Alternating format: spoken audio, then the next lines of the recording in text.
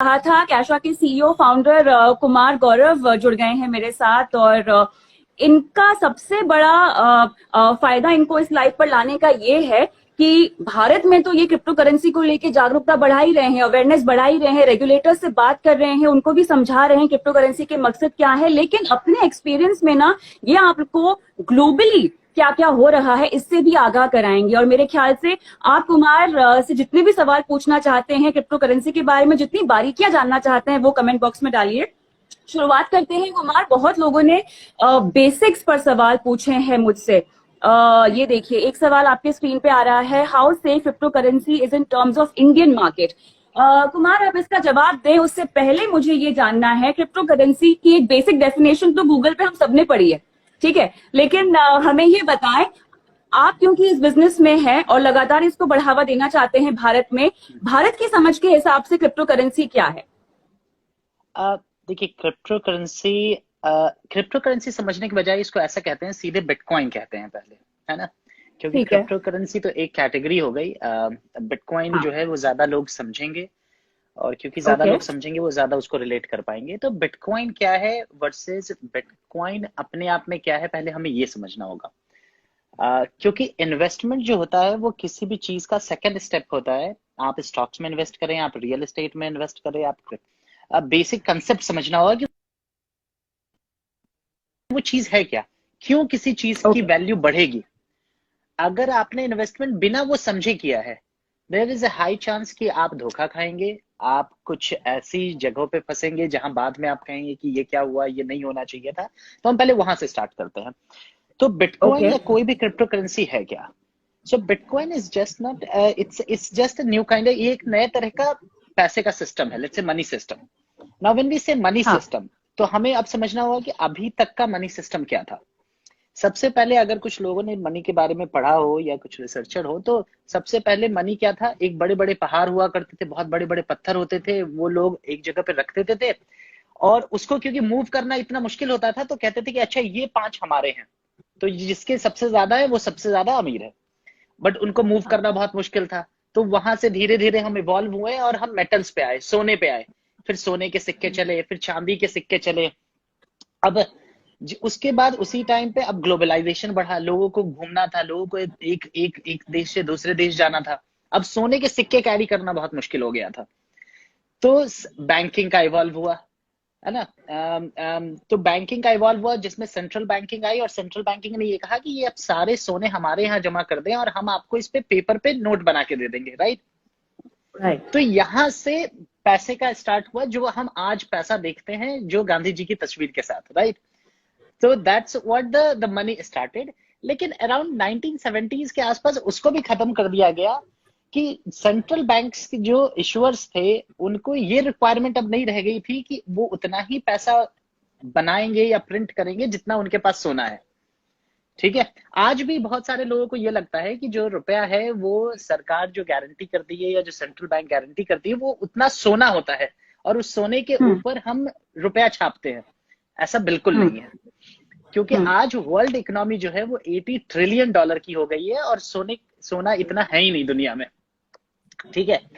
तो ये सब, तो एक बात तो तय हो गई कि ये जो वैल्यू है आज हमारे 100 रुपए या 200 रुपए, 1000 रुपए के नोट की, ये एक एग्रीड वैल्यू है ग्लोबली, जो भी स्टेक होल्डर्स है उनसे मिलके, उसकी एक्चुअल वैल्यू नहीं है। मनी की कभी कोई एक्चुअल वैल्यू थी ही नहीं। क्यों? क्योंकि जब भूख लगती है तो आप पैसा तो खा नहीं पाते हैं, ठीक है। Money is only a language, is a tool which helps you to acquire the actual value which is a banana, अगर भूख लगी है तो, राइट। तो ये पैसा था। इसके बाद प्लास्टिक का पैसा आया, जिसको हमने क्रेडिट डेबिट कार्ड कहा। आज तो आप पैसे लेके नहीं चलते, आप आज कार्ड लेके चलते हैं, और वो कार्ड से जो भी करना चाहे करते हैं। पैसे का फॉर्म फिर से चेंज हुआ।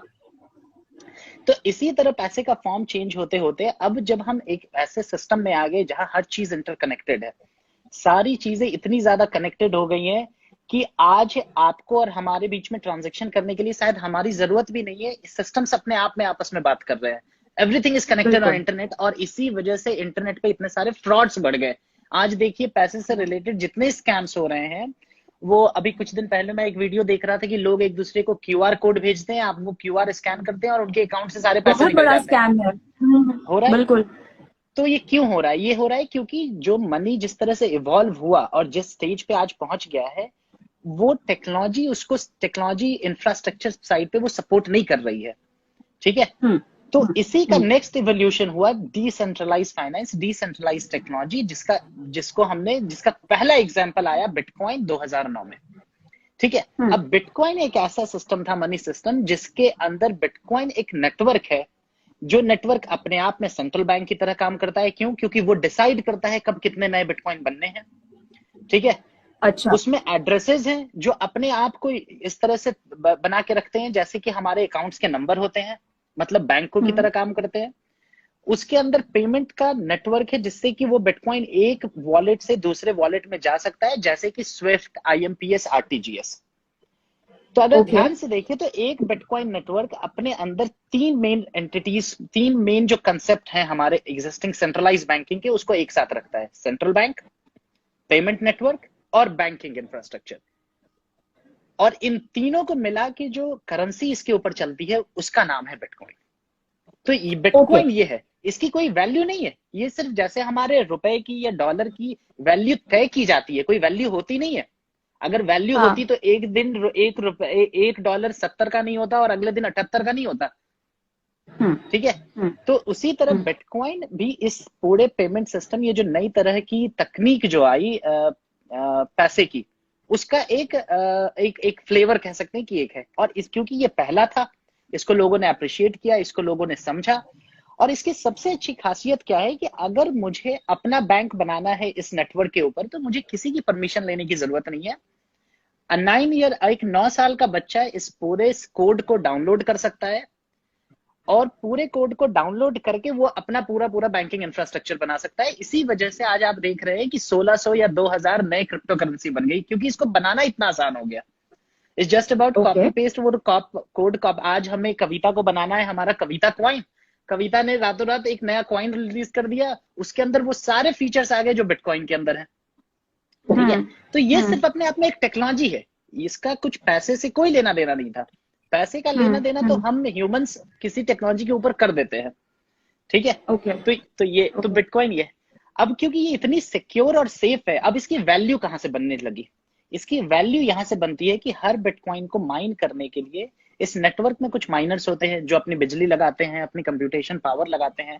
और just to give an idea, ये नेटवर्क इतना ज्यादा सिक्योर या सेफ हो चुका है अब, कि अगर दुनिया की सारी सरकारें मिलके भी अगर अपने हैकर्स या अपनी कंप्यूटिंग पावर को इस नेटवर्क को गिराने में लगा देना, तो भी वो नहीं कर सकती हैं, क्योंकि मुझे उनके यही पास समझना है, क्योंकि सवाल जो कि हमारी सरकार और बाकी तमाम सरकारें भी पूछती हैं, बहुत सारे ऐसे मामले सामने आए हैं जहां पर टेररिस्टों के जरिए इसका इस्तेमाल होने की खबर आई है।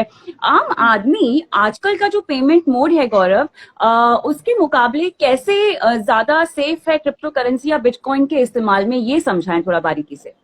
नहीं, वो तो उतना ही सेफ है जितना कि वो जागरूक है। It's as simple is that. क्योंकि बिटकॉइन की सबसे बड़ी खासियत आपके रेगुलर रुपए से क्या है, कि आपका रेगुलर रुपया जो आपके बैंक के खाते में है, वो कोई हैकर आपके बैंक अकाउंट को हैक करके निकाल सकता है। ठीक है, आपको नहीं, अगर आप बहुत समझदार हैं तो आपके बैंक को हैक करके निकाल सकता है। ठीक है, नेटवर्क को। ठीक है, अगर वो भी नहीं हुआ तो हो सकता है कुछ पीएमसी सा हो जाए और वो आपके पैसे लेके चला जाए। ठीक है, तो 3। ठीक है, या चौथा ये हो सकता है कि सरकार ही दिवालिया हो जाए और आपके रेट कट्स कर डाले। 4 जगह से रिस्क है, राइट? वर्सेस एक क्रिप्टो करेंसी या डिसेंट्रलाइज करेंसी के अंदर सिर्फ एक रिस्क है कि आप अपने पैसे के जिम्मेदार खुद हैं। अगर आपने गवाया तो गवाया, लेकिन कम से कम कोई और आपके बदले उसको नहीं गवा सकता है। ओके, मतलब कोई हैक नहीं कर सकता और मेरे पैसे को लूट नहीं सकता। हाँ, वो लूटेगा, वो आपको लूट सकता है। फॉर एग्जाम्पल, बिटकॉइन या किसी भी क्रिप्टो के अंदर बहुत सिंपल सा एक कंसेप्ट होता है, एक प्राइवेट की का कंसेप्ट होता है। इसको हम ऐसे कहते हैं कि जिसके पास प्राइवेट की है वो उस बिटकॉइन का मालिक है। बस इसको ऐसे समझ लीजिए। प्राइवेट की क्या होती है? प्राइवेट की क्या होती है? प्राइवेट की आप ऐसे समझ लीजिए कि जब बिटकॉइन, क्योंकि बिटकॉइन जो है या कोई भी क्रिप्टो करेंसी एक पब्लिक नेटवर्क होता है। ठीक है, पब्लिक नेटवर्क का मतलब कि कोई भी उसको देख सकता है कि पैसे कहां से आ रहे हैं, कहां जा रहे हैं, सारे ट्रांजैक्शन ओपन है। तो अच्छा। सारे ट्रांजेक्शन, जबकि बैंकिंग के अंदर नहीं होता ऐसा ट्रांजेक्शन। बैंकिंग के अंदर मैं नहीं देख हाँ। सकता कि आज एक्सिस बैंक